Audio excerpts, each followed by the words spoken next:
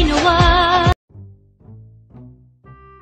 Tay, may nais lang akong itanong. Ano yun, anak? Mahalaga po ba ang wika? Oo naman, anak. Mahalaga ang wika lalo na sa lipunan ng kinabibilangan natin. Katulad ngayon. Paano tayo magkakaintindihan sa mga oras na ito kung wala tayong wika, di ba? Alam mo, kuya, kung hindi tayo makikipaghalubilo, ang lipunan mismo hindi mabubuo. Sa bagay, paano mo naman nasabi yun?